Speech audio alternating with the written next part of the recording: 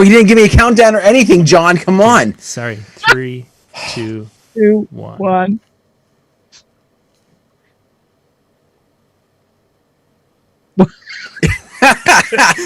We just have to have someone. Why not, right? Hey, everybody. Welcome to Monday night. It is another wonderful Monday, and we might be a little giddy. It's okay. We're allowed to be. But no, in all fairness, though, we've got John, we've got MJ, we've got myself, and we're going to have some fun tonight because that's what we do on Monday nights. You know, the other nights, they talk serious stuff, and we just have a lot of fun and BS and all that other good stuff. And we've got some topics tonight. We do. A variety of topics that we can hit tonight. We've got. I only knew about one. Well, we've got the one that this show is talking about, where we're talking about kind of the podium look, and we want to discuss the pros and cons and get some opinions on that. Then they started this thing today, and typically this thing, when it starts on Wednesday, but it kind of changes our schedule for about a week, 2, 3, 4 weeks, really. Almost, because there's the prep time and getting that research and getting things lined up and then schedule it, whatever.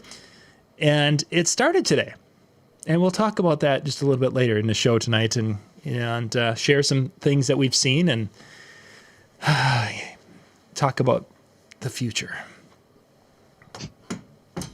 So that'll be interesting to get into. But the first thing I wanted to hit tonight, guys, is podiums. In that world of podiums, if you guys haven't seen or heard, there's the facade thing that goes around your DJ booth, and it can be a tabletop facade, it can be a full facade, however that facade looks. And then we've got the actual DJs who are just using a skirted table, and then we have this podium thing that's come on here in the last couple of years, but is really taking off, especially on the East Coast. You're seeing a lot more of these podiums happening. The podiums, ProX has podiums. There's different companies that Joe Bunn is making one. Our friend Danny Max, who's been a photo booth company, he's making there's just a variety of different podiums out there. So at tonight's show, guys, I wanted to kind of get your thoughts of is this a fad, or is this something that's going to be around for a while? Are we specifically talking about just the one style, or are we talking about DJ furniture in general? I would say DJ, if you want to call it DJ furniture, but that concept of a podium where you've got that base and you've got that kind of a stand of some sort, and then you've got your controller that kind of cantilevers out over top, for lack of a better way to describe it, that top piece. So it isn't a table setup. It's basically a standalone, and it's not an enclosed facade type booth. That open look, that open experience. I believe that the podium look is, I'm not going to go so far as maybe to say a fad, because I feel like when I say fad, I'm thinking like a year or two and we're gone. But I really don't see it having a longevity of 5 to 10 years. I don't foresee that with strictly the podium style. And I think some of that is because, for the same reason why a lot of people are turning to the podium, a lot of people will start to turn away and find a different version or a different look to it that maybe suits what they're wanting, what they're hoping with the podium. Like, they're hoping to be different. They're hoping for that different style. And I think that's what's going to kind of deviate and kind of, again, kill that longevity. Let's stick with that different style. MJ, you play in a variety of different clubs and such around the city there in Pittsburgh. Is there, in that world, are they concerned about the look and the style of where the DJ is playing, either podium, table, booth, what have you? That varies so greatly, it's not even funny. I want to say something about the podiums real quick. Mm-hmm. For some DJs, they don't work because, like me, I'm what's called a heavy hand mixer. So if I'm mixing or doing something, that whole table's doing this. So it has to be really, really, really sturdy. And a lot of the podiums I've seen don't have that much, like, they're I don't want to say they're not sturdy, because they are sturdy. They're safe, but it's just not the same as a good table or booth. Most of them that I've seen, especially some of them kind of made out of plastic. It's kind of for looks, and it does have its look. But I'm telling you, in my world, it can be anything from a high top table that's so uncomfortable to DJ on, it's not even funny, Several places, you are on one of the back bars by yourself. They shut down that bar. You set up on the bar, or at the end of the bar while they're serving. There's other places that alcohol companies have sponsored to build a booth in there. So it's a DJ booth built in, really nice, with a certain alcohol brand on it. They've paid to have that in there. So it varies greatly. Where they're placed vary greatly. I think it matters from the DJ's point of view if you're comfortable, if it's something to be comfortable with. Looks don't always matter because most of those places are so dark. Once the lights come on, you see what's on the floor. You're not looking at the booth. Mm-hmm. So it does and it doesn't. It all depends on the place. I think some of them don't care at all, but other ones will really make the effort to make every part of that special. I get that. Yeah, definitely. And I've seen experiences of that when we've gone in Vegas and we've hit different spots. And some, the DJs kind of, you feel like it's an afterthought, put them over there in a corner. And some, many times it is, yes. Yeah, are in the front and center. So Dan, now you've been working on this project, and I don't know. I'm sorry. I should have had you pull some pictures up or have some pictures of where you're at with things. Kind of explain the direction you're going with your look and your show for the summer. So I wanted to have something that was going to be multifunctional. I was looking for something that was going to give me both the ability to be a cart, as well as when I get to the spot, have it look at like a nice functional stand. I also wanted a place that I could store bags and you know, if somebody came behind the booth, it wasn't going to look ugly. And that was kind of like my vision when I started. What that grew into as I looked to see what was out there. And I got a lot of inspiration from Low Stacks, Logan Smith, and as well as, I guess kind of an off brand of the Toadmatic, that some people were taking like his style and his, you know, kind of lead with that. Mm-hmm. Donnie Lewis has a bunch that he's built just with his own tools and that kind of thing that, so little by little I started taking inspiration, and I liked the table look as opposed to the podium, because I wanted something that was going to be able to put the gear into, as well as those bags and everything else. In the podium, there's no place to necessarily hide things. And so little by little, and probably some of the fault of me deciding to do this right around Black Friday, was the fact that TVs were dirt cheap. And so I originally this was not going to be a TV booth. Like, that was not my plan at all. I thought, you know, I was planning on keeping it a little bit narrower and that kind of thing. And then one thing led to another, and now I have a TV booth. So it is getting kind of to that level. Let me see if I can find. I put up a picture tonight of where I'm at this point. Mm-hmm. So let me just see if I can find it, and I'll share that.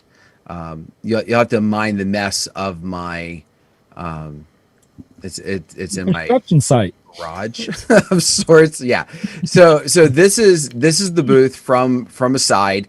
It's an aluminum frame. So I've got everything tried to be as lightweight as possible. It's 1.5 inch tubing. You can kind of see the TV is mounted right here. Oh yeah. And then, do you have plexiglass in front of the TV? Yes, that was something I just ended up putting on yesterday. I will say plexiglass is a lot more expensive than I was expecting. That was something I was expecting around like $30, $40. This piece right here. Now, keep in mind, my booth is 57 inches across.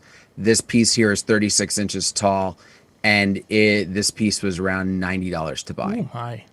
So, and then this is kind of from the back side, so or from the other side. You can kind of see the back. So I've got a tabletop here, melamine tabletop, another piece of plywood, which is going to be a shelf. I have the Evolve 50s.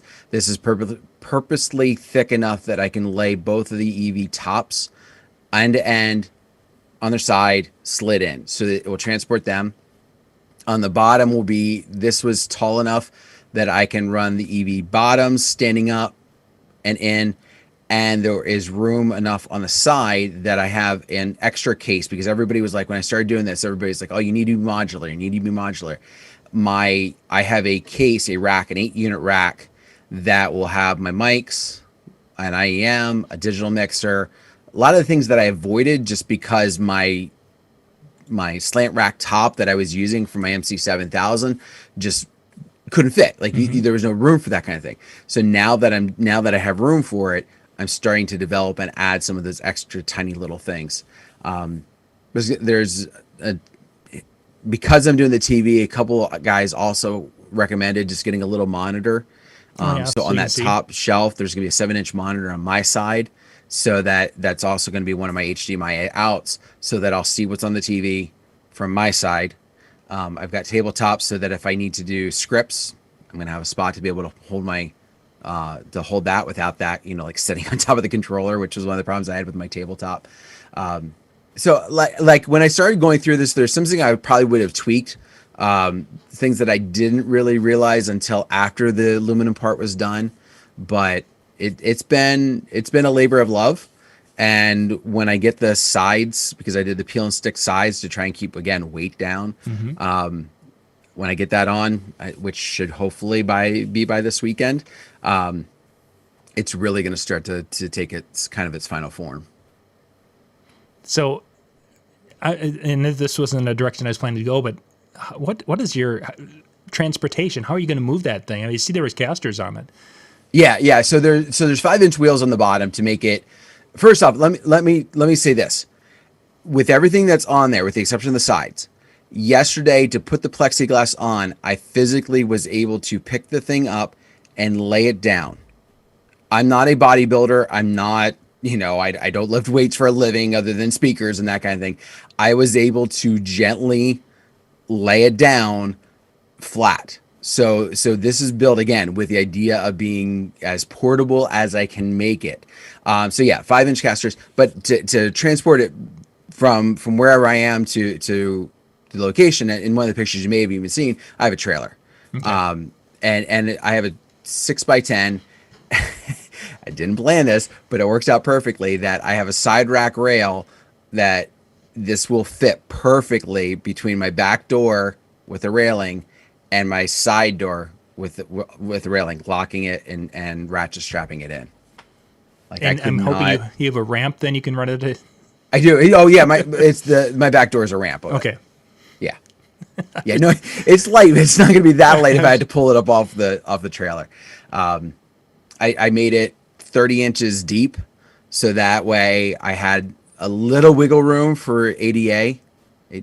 American Disabilities Act. Yeah. So for all doorways, to try and make sure that I could fit it through, for any outside doors for that purpose. That's one of the things I probably would have even gone a little bit more narrow than what I did. But I wanted to have enough deepness behind my controller for some of those extra little bells and whistles that I'm trying to build in. So I like the concept of the TV booth. I mean, we've seen the Toad version and such. When you start talking about moving that thing and you get to a venue that has stairs, it just freaks me out. I can just imagine you getting there and it's like, oh, I've got 4 stairs to get in and there's nobody around to help me. That just becomes a huge issue or a concern. Well, I've never been in any of the venues that I'm around here. I don't have an issue with anything to the extent of 4 stairs or something like that. The biggest concern I have is there's two things. One is curbs. But then the second thing would be I have one place that I go that has me up on a stage, and I don't mean like a stage, but I mean the from the floor to the stage level is probably about yay tall. Step, yeah. All right, enough that I'm not really going to want to pick this up. Again, talking to guys who are using this, talking to some different DJs who have this set up, and they recommended going to Harbor Freight and getting like a curb ramp. Which, again, it's not. Yeah, I'm not going to up 4 or 5 steps, but it's going to get me up. It's going to get me up on that stage. It's going to get me up on the curb, and just roll right up on it. And again, it's light enough that I should be good. Mm-hmm. There's also going to be handles on either end once I get the sides put on. But I will say this is not a one size fits all booth, despite the fact of what I have set up and despite the fact that I'm going with it.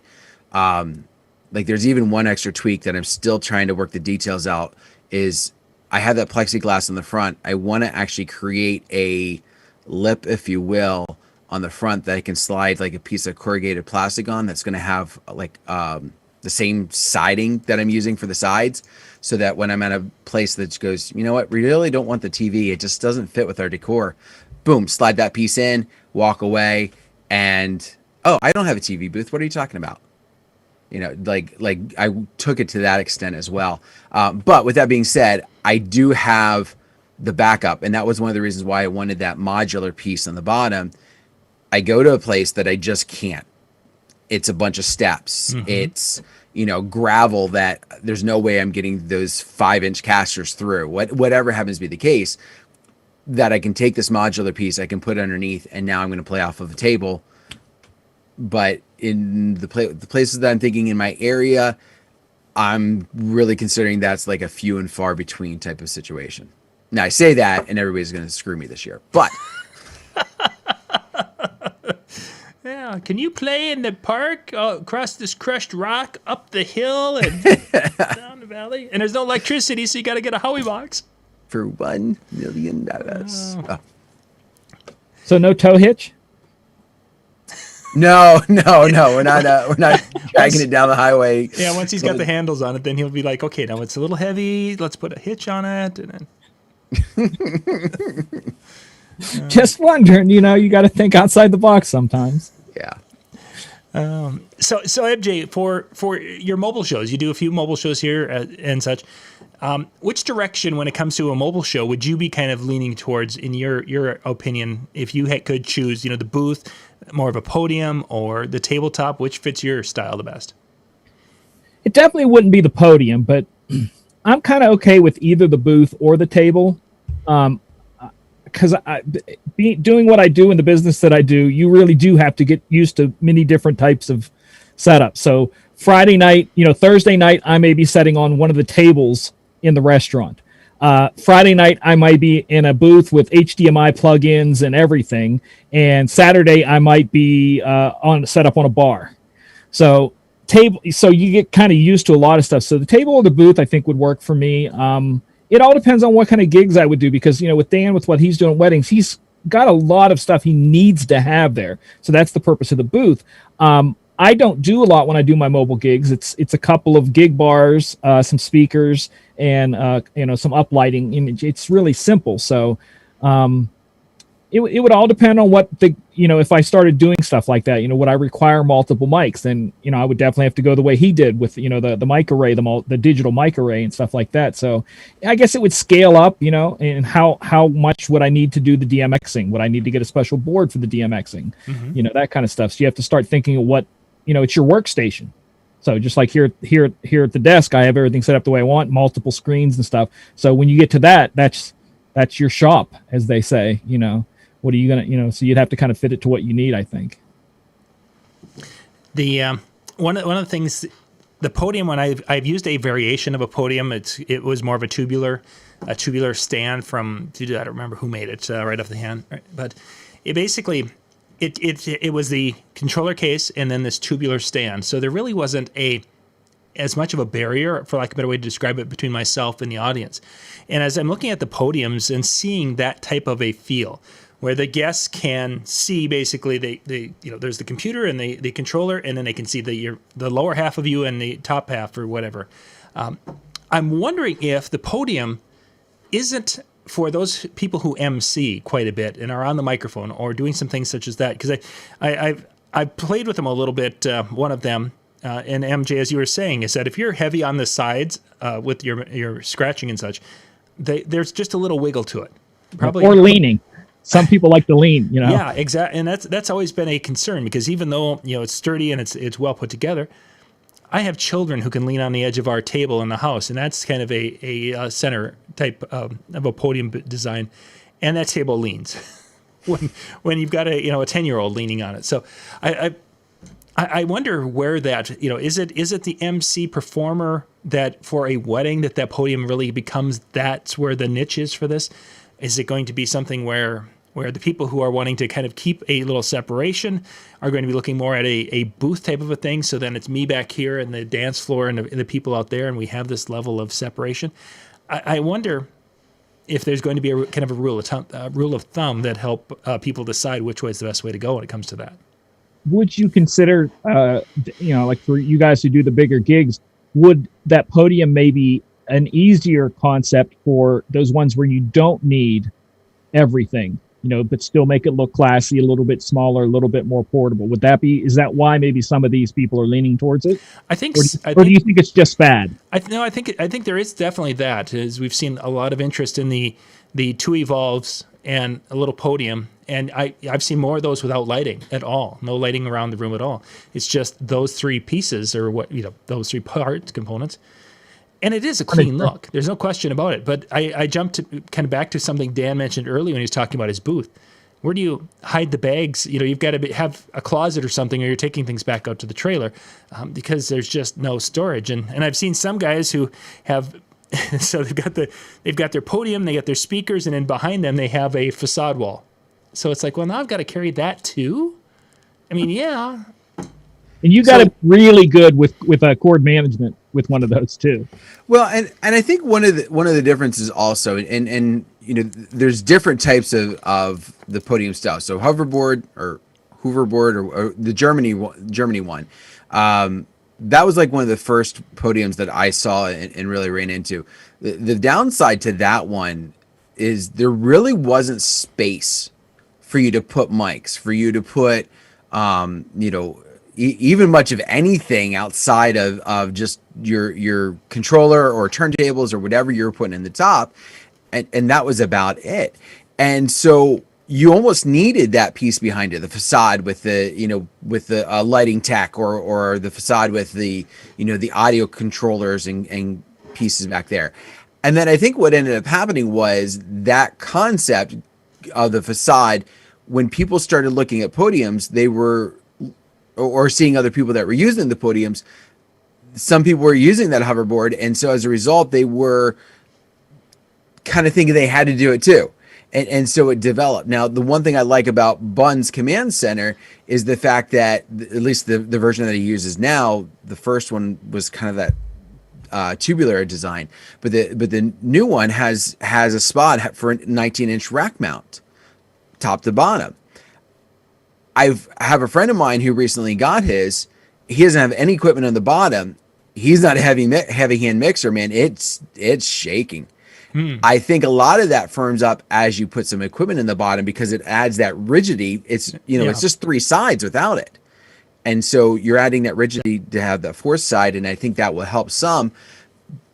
But exactly, where do you put the bags and that kind of thing, and my whole deal is I want to be out of there as fast as possible. I have a couple venues where I've gotten stuck kind of twiddling my thumbs because it's a barn and they're cleaning down and they parked right in front of the barn, whereas if I had my bags, I could have been zipped up and at least by the door while I move my trailer closer enough to go, hey, I'm here, like you don't need to wait for me. I'm not okay, let me go move my trailer. Now let me get my bags. Now let me start zipping everything up. And now I'm 15 minutes in and oh yeah, now they're in my way. So yeah, I think that there is some purpose to the piece behind you, but to answer your original question, John, I think the type of DJ you are is going to lead some desire for it. But I also feel that the podium style, it definitely puts what you have on display. So you have to become more of a, not necessarily MC, which is part of it, but also I would say more of the performance side. If you're pressing play and you're waiting 4 minutes and you're pressing play and you're waiting 4 minutes, you're not really giving them any type of a show where seeing what you have becomes nice. And I'm not saying you have to scratch and that kind of thing, but you need to you need to be doing something right for it to be on display. And that's where all those knobs come in handy, that you just go over to channel 3 that's not being used. And Yeah. Yeah, I It mean, would work for the DJ who likes to dance. They could see, the DJs dancing behind there, that sort of thing. So I could if see that, you are yeah. that performance level DJ, that does give you much more visibility to the people. It's also, I like it I like it more than the facade type of look. The facade behind, if you're hiding gear and that kind of thing to try, that's neither here nor there. But as far as the facade in front of you, that's always been that huge barrier, which is good, but not, it depends upon your crowd.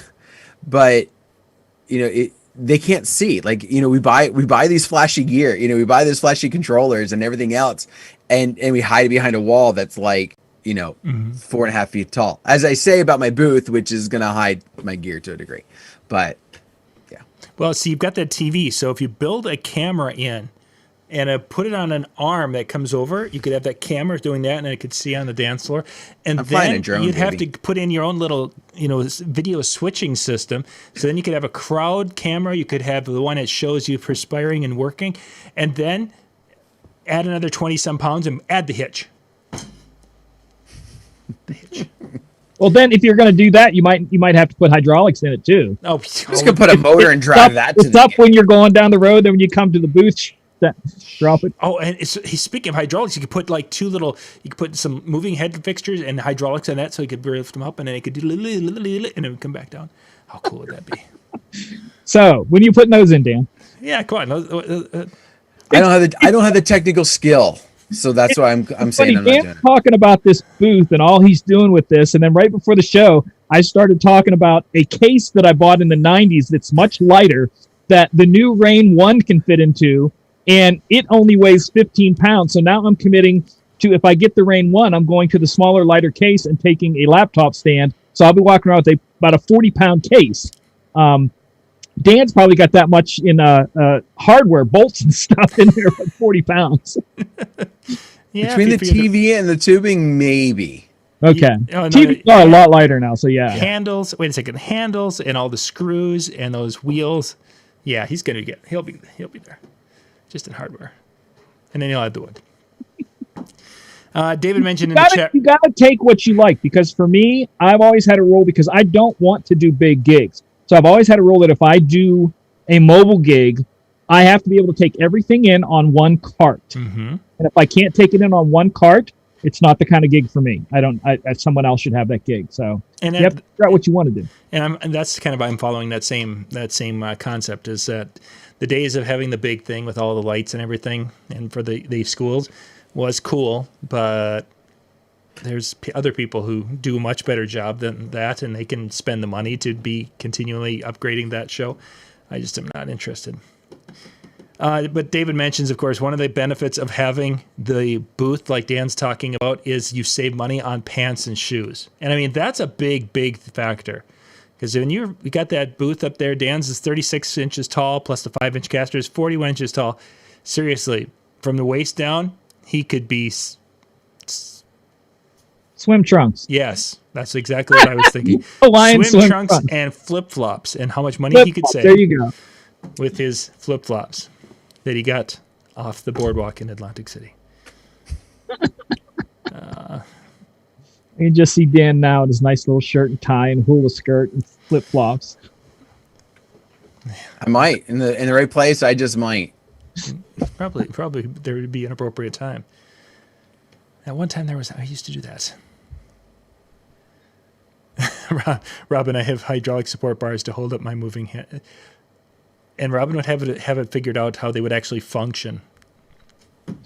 A question, because I've not seen the tubular podium stand. Like most uplight, your uplight stands have bases to them. Does that have something to where you could bring a bigger, wider base to mount it to? You know what I mean? Like the uplight scaffolding. Totem. Totems, yeah, that have their base plate. Does that podium, DJ podium, does it have something that you could attach a bigger plate to it, maybe? The tubular one, Global Truss had one that they had put together as a prototype, for lack of a better way to describe it. And I believe that you could use a variety of different plates with that. But some of those plates, I mean, you're talking, you get into a 40, 50 pound plate, and that loses all of its, because then you'd have to have a spot to put that inside that little wheel booth thing that Dan has, and that's even more weight. Because then you put that in that thing and wheel it down. See, you could have that and have it double as your ramp. There you go. One of our insiders, though, Chris up in New York, and because I'm not even trying to say his last name, but he would when we were talking about the booth building and stuff like that, and when the podiums were kind of coming on, he actually modified his case to work with a stick of truss and a base plate. I remember that. Yeah, that was kind of a cool thing. It is, and running the wires and everything else, and modified so that the support. So he basically just kind of right on, and then locks it into place. And I think it's a great idea. You definitely, obviously, you're not keeping that all together when you're trying to pick it up and move.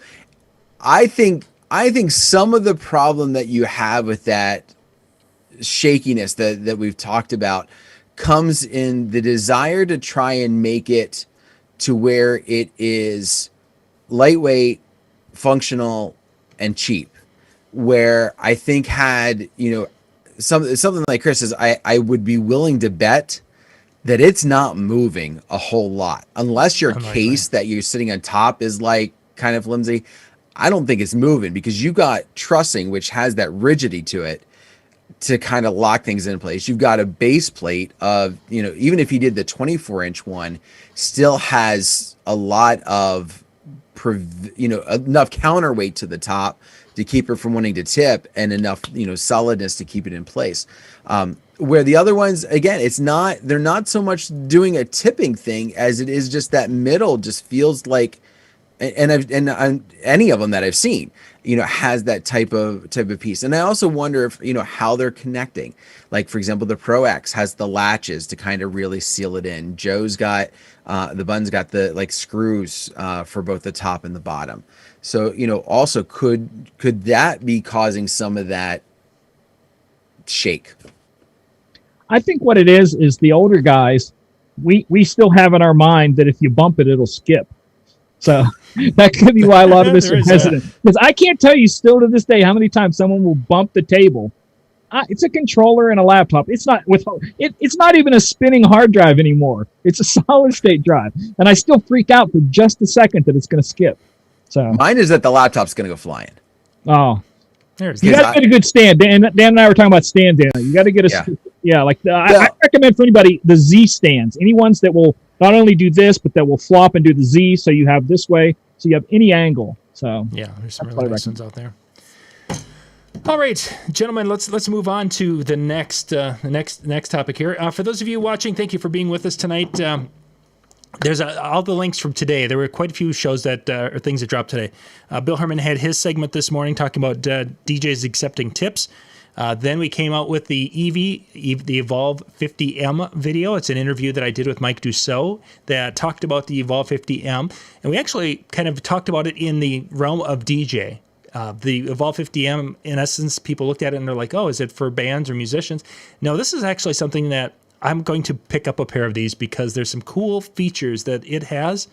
And I'm going to be able to use it for the outdoor events, because it seems like most of my events are going to be outdoors this summer. And having 4 Evolve 50s, but 2 of them connected with an Ethernet wire at a distance where they could be 150 feet apart, and I'm not having any latency. Yeah, that's going to be something I'm checking into. Then Howie's going to be following us up here in just a little bit. Tonight, he's going to be talking about destination weddings with Alex, so that'll be pretty cool.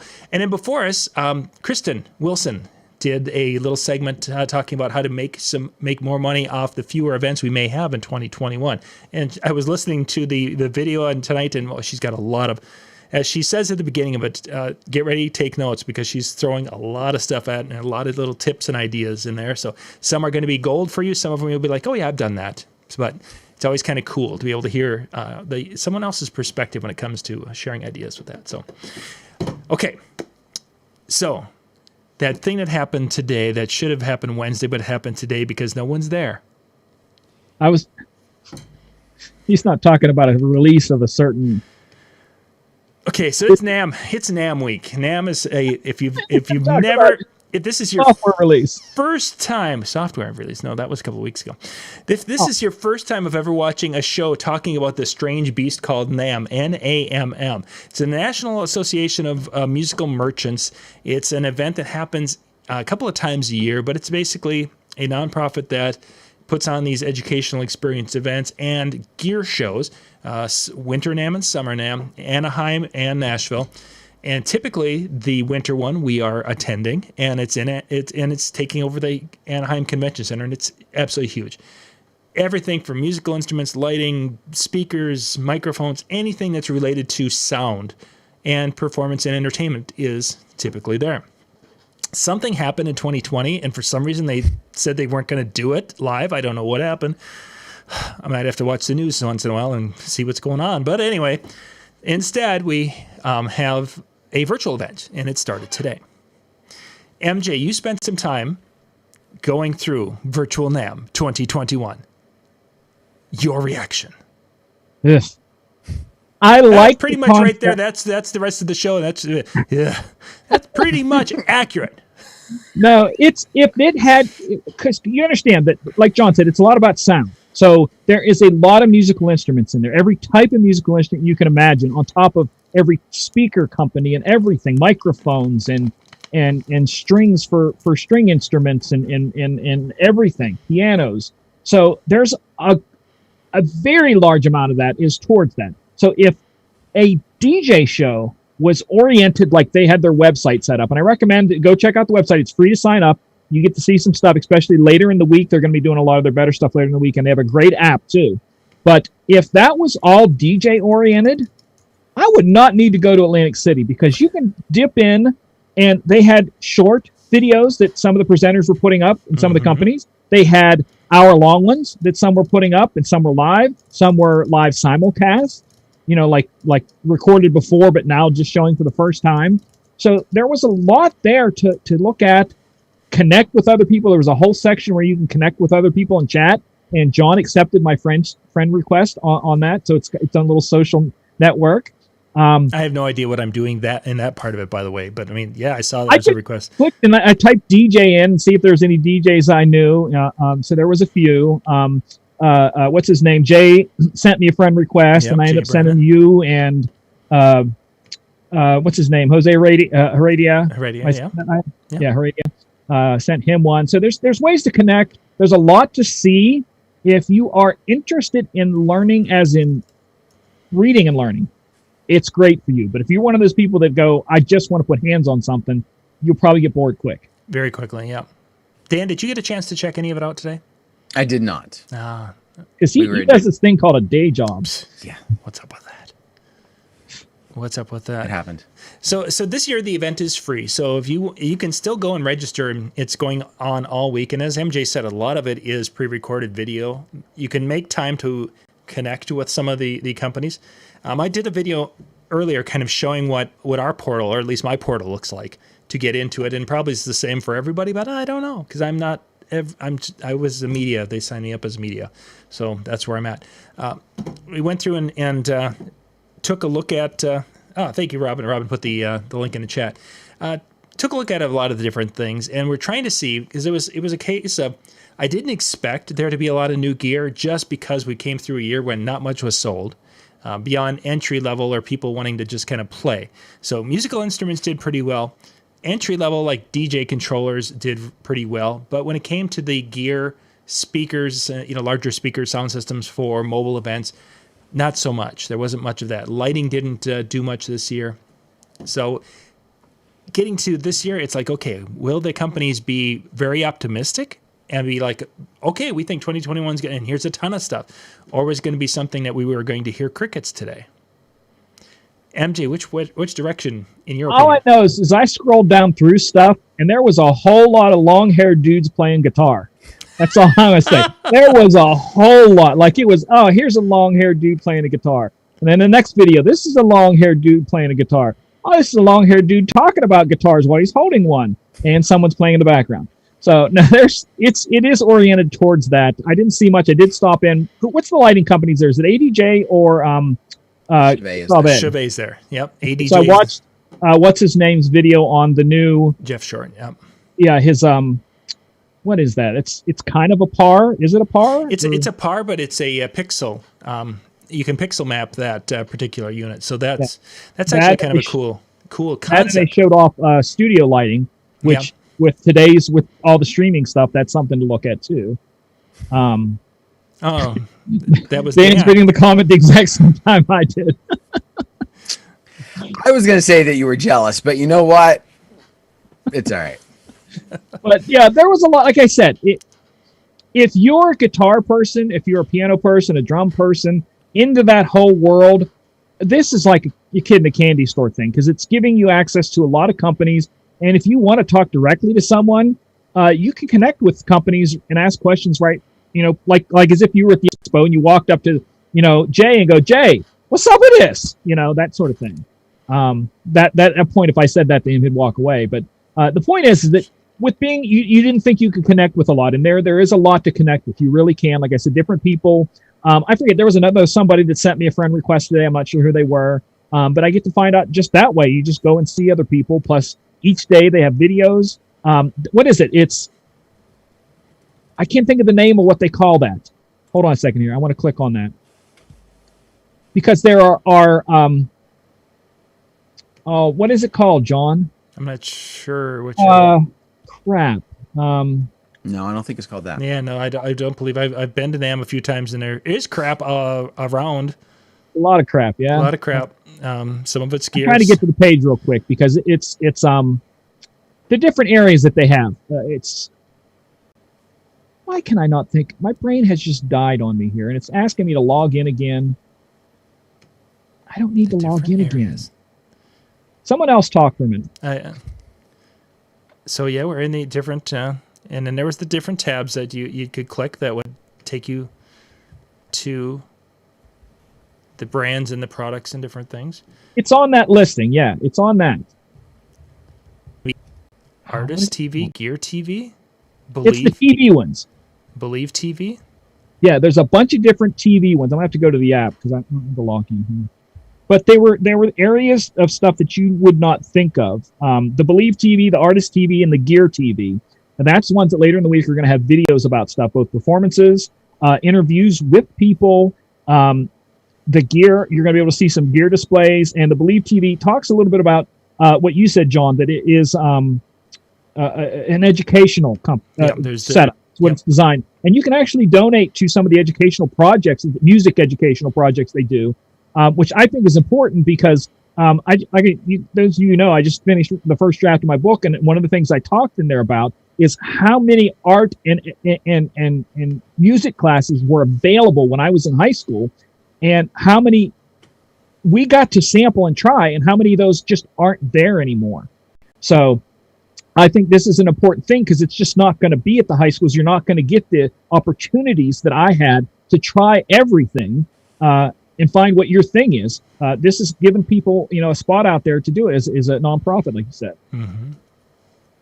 Yeah, and it's definitely a cool experience if you've never been out to it live in person. I mean, this is kind of neat. You get to see the variety and things, but it's only. I would go as far as to say maybe it's 20% of what's typically out there, if that. It's just you don't have some of these companies that.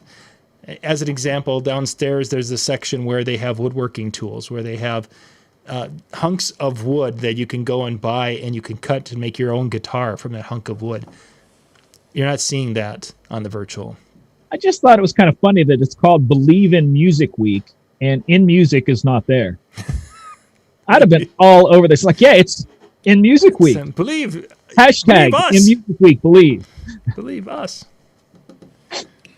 One of the things I will say, though, that if this continues, if the open door policy of the web presence continues, even though the show might be there, I think there is a lot of benefit, especially that educational side, as you were saying, MJ. I know when my wife and we went a few years ago, it was very frustrating in some aspects because it was a real whirlwind trip, but I wanted to check out the DJ stuff.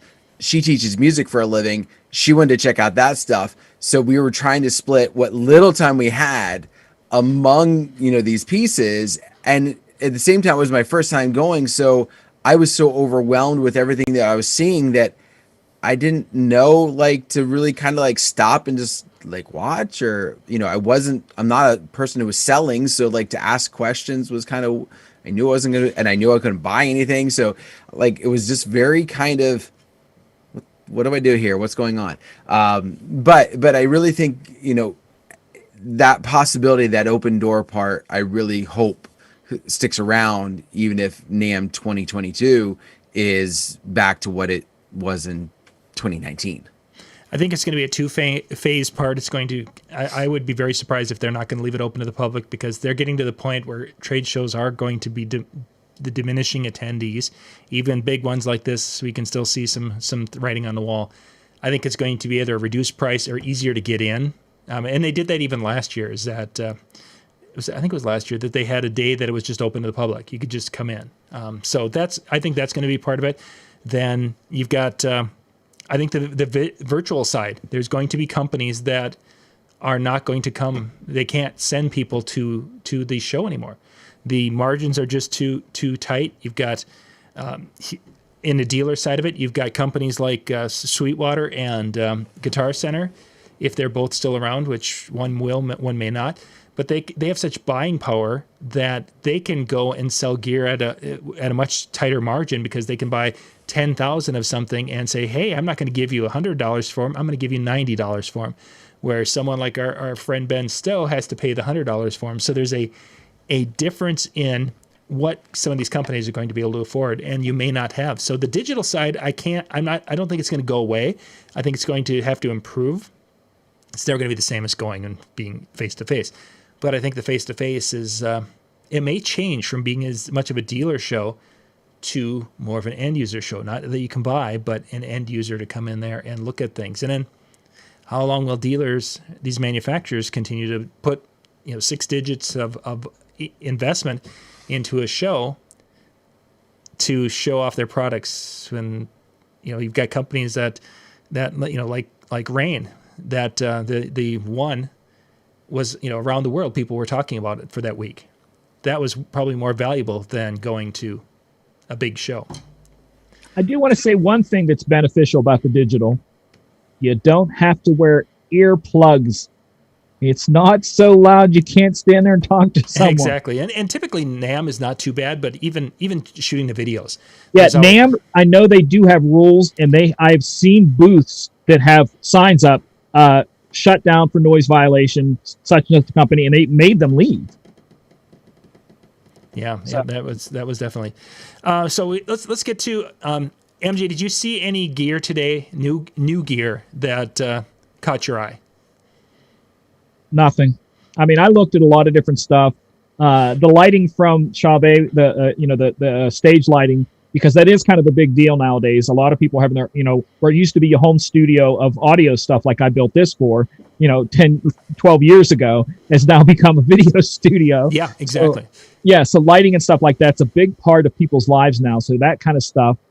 There are some seminars I had tagged about the new streaming age for both presenting like we're doing and performances. So those are coming up. I'm going to look at some of those videos this week that are about the whole online thing and how it's changing. There was and I cannot remember the name of the company, had a podcast center that they put out, and it gave you everything from scene switching buttons, multiple microphones, blending across stuff, and it was a neat little package that lets you do a whole multi-person thing doing the streaming, and I kind of liked it. A little bit out of my price, but it was really nice. Yeah, Roland, I think, is who you're referring to. Yeah. Yep, the Roland, because it's sitting right over there. I have one of those because I thought, this would be really cool to get.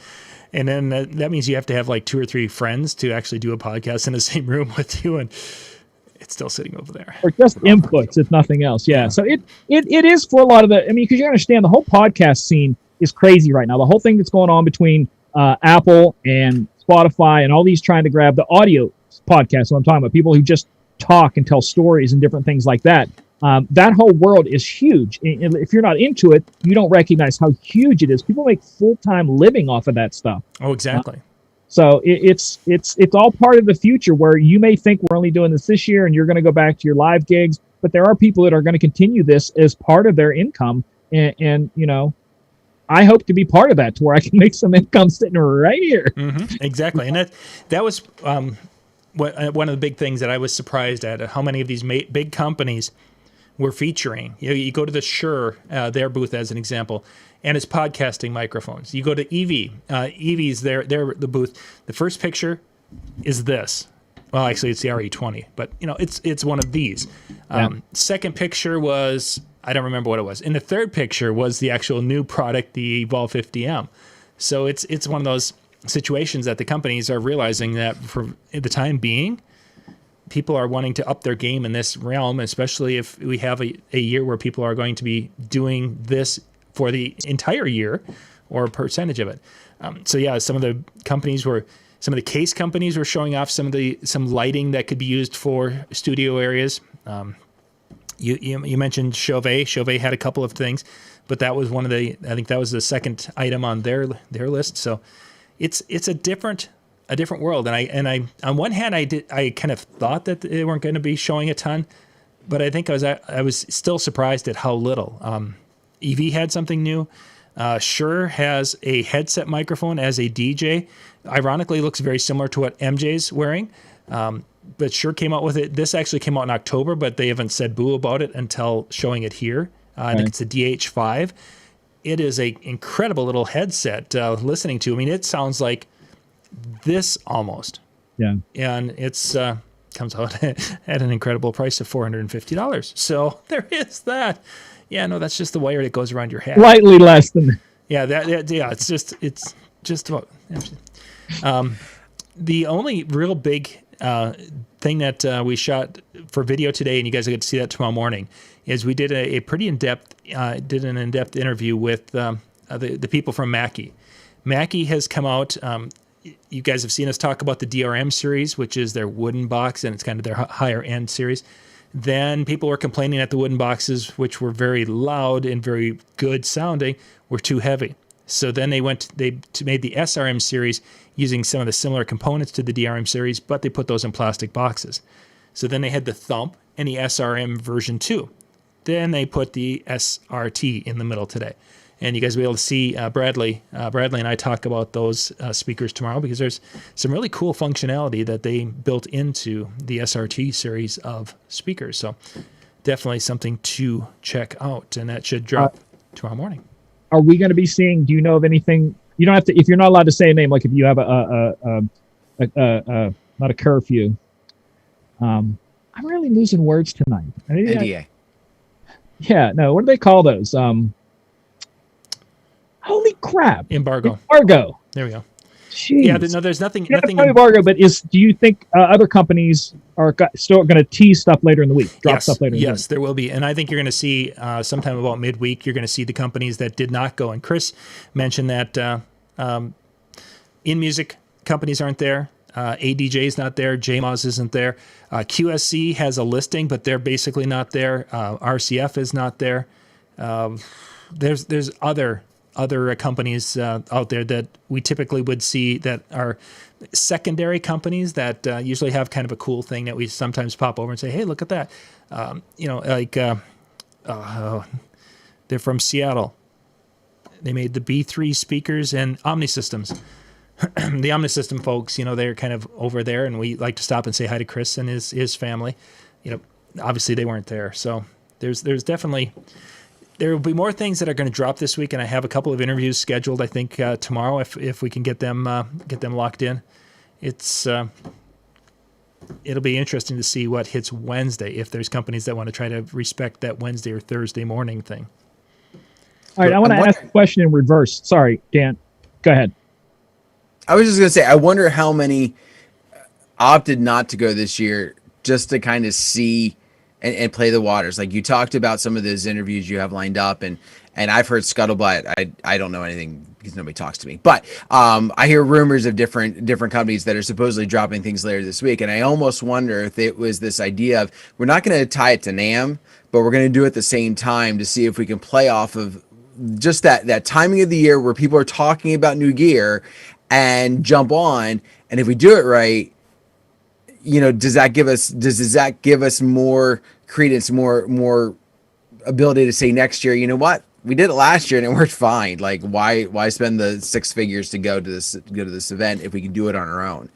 I also wonder if some of them are waiting in the week.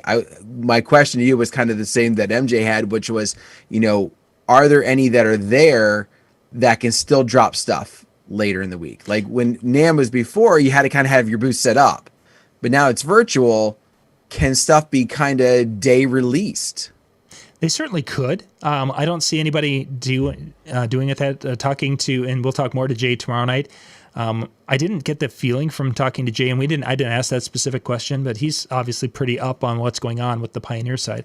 So I don't expect that to be part of their, and they really didn't show anything new. The newest thing, they had the XZ, I believe, and I think that came out in the fall and then the Flex. So both of those were a month or more out. I just don't know if we're going to see anything like that.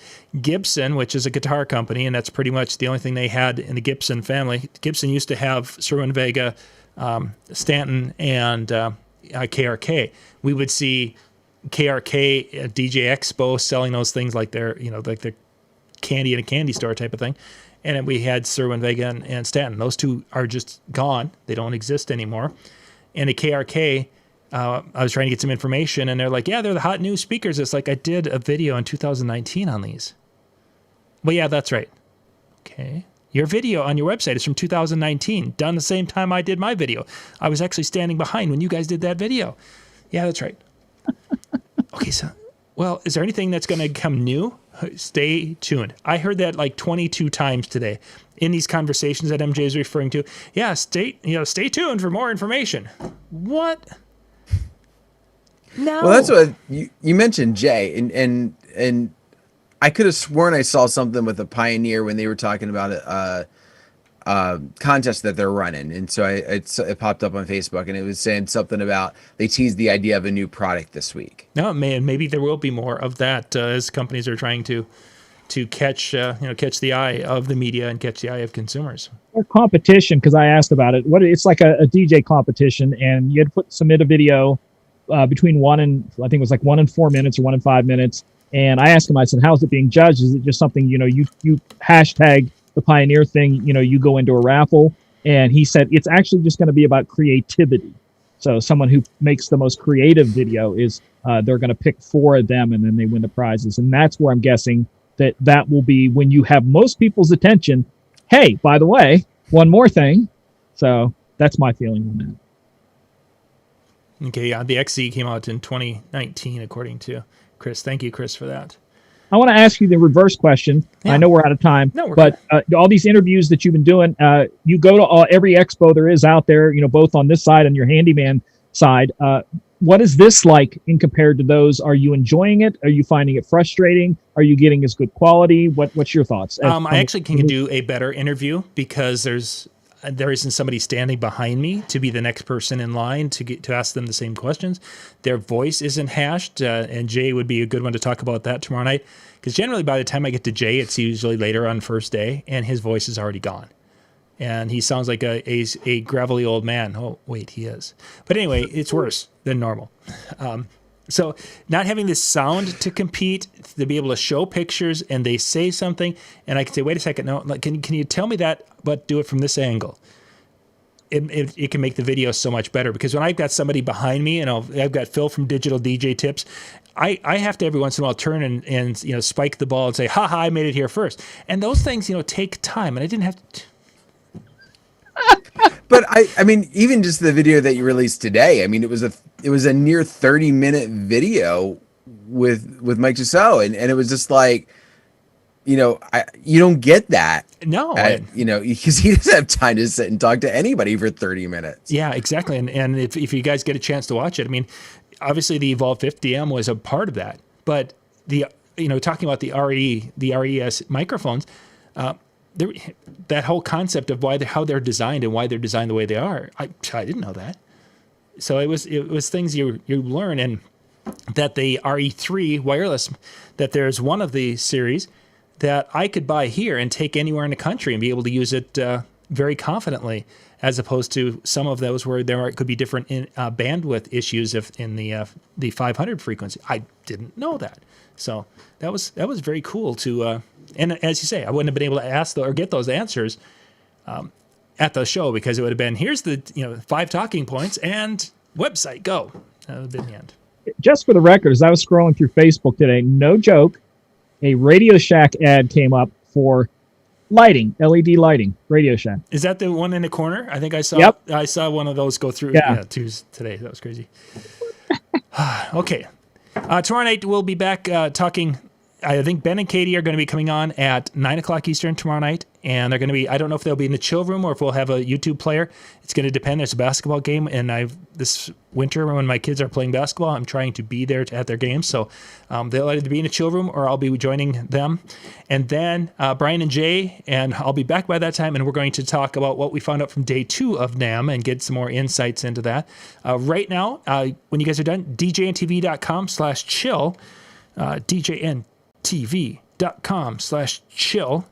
This is where Howie and Alex are going to be in there talking about destination weddings. You can jump in there and listen to them do that. The show will be uploaded and available later in the week, but if you want to watch it live tonight so you can ask questions, jump in there, DJNTV.com/chill, and then you can be part of that in the background while they record tonight's episode. So I think we're Keep good, guys. an eye out for my show, Music and Mixing, because with this week with stuff being released, I may hold off. Instead of doing it Wednesday night at 9 p.m., I might do it Thursday night at 9 p.m. or Friday night at 9 p.m., depending on what equipment I get to talk about. So pay attention. Look for it sometime. Yeah, and if there's something that goes on, MJ, I was actually going to talk to you about going Thursday night, because if there's one of the companies, they may be releasing something Thursday morning, and it would be more fun to go Thursday night. So count me in, because I'm going to be right here probably. So, yeah, right in the office. All right, Dan, take us home. Well, thank you very much for taking time to join us all tonight, and you learned about everything from DJ booths and podiums and the NAMM show as well, and so check out all those things. Keep looking out for more videos coming this week. Have yourself a wonderful good night. Thank you very much. Bye, everybody.